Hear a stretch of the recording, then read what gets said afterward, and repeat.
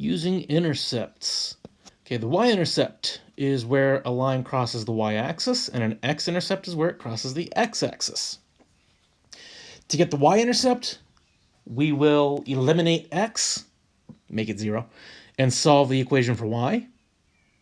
To get the x-intercept, we will eliminate y and solve for x.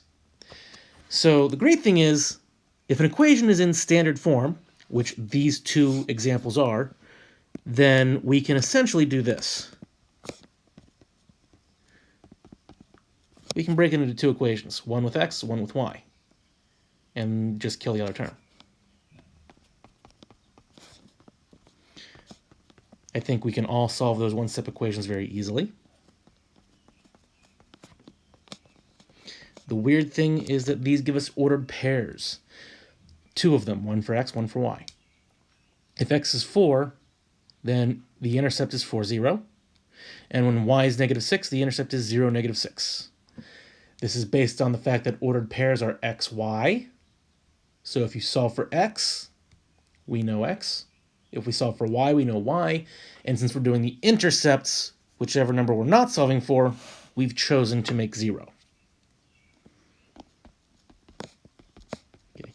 This speedrunning shortcut only works if the equation is in slope-intercept form.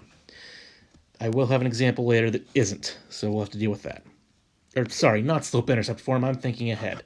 Standard form. X term, y term, equal sign, number.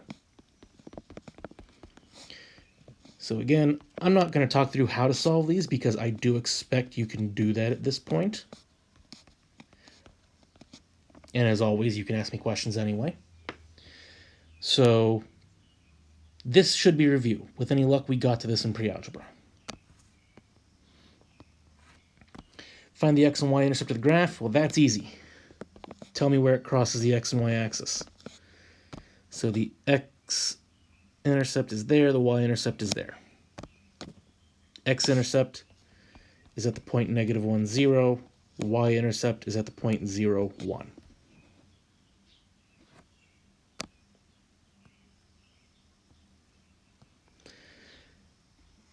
Word problem. The school plans to sell pens for $2 and notebooks for $3. The equation 2x plus 3y equals 60 shows how many pens and notebooks you can buy for $60. It says graph the equation, find the x and y intercepts. But really, we should reverse this. We should find the x and y intercepts and use those to graph. So this is already in slope-intercept form, which is good.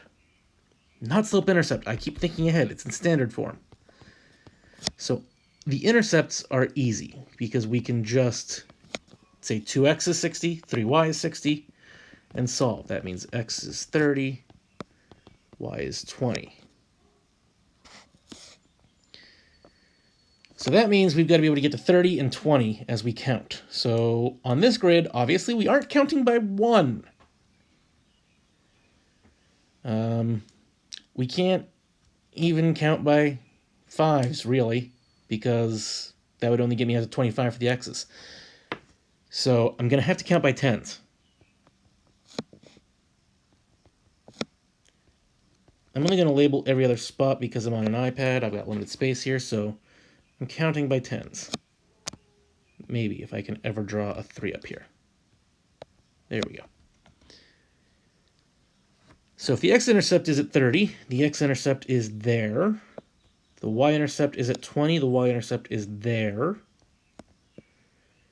And we would connect those. Although maybe not quite as badly as I just did.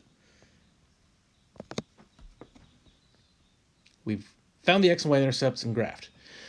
What do the x and y intercepts represent? Well, y is multiplied by 3 in the equation. Notebooks are $3.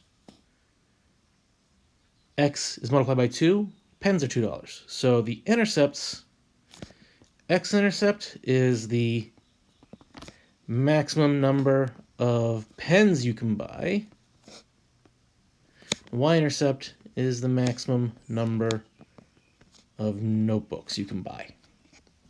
You could buy 20 notebooks and no pens, or you could buy 30 pens and no notebooks.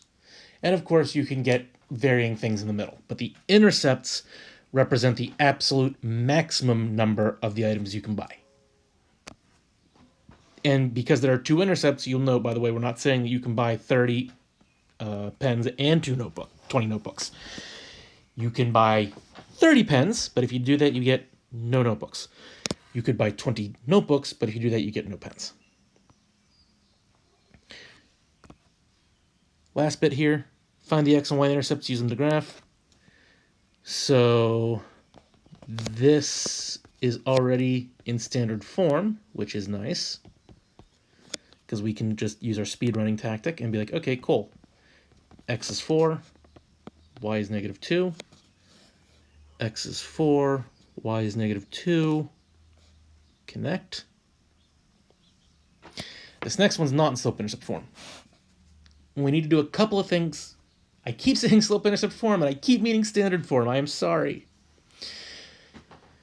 We need to do a couple of things to this to make it really easy for us.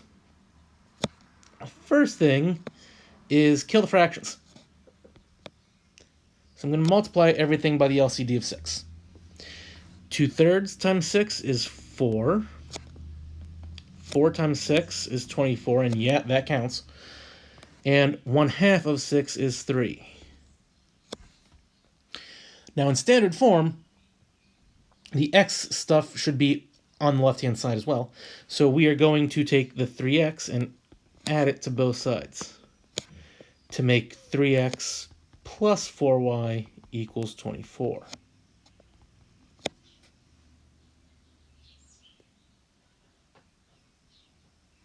Now we can use our speed running trick.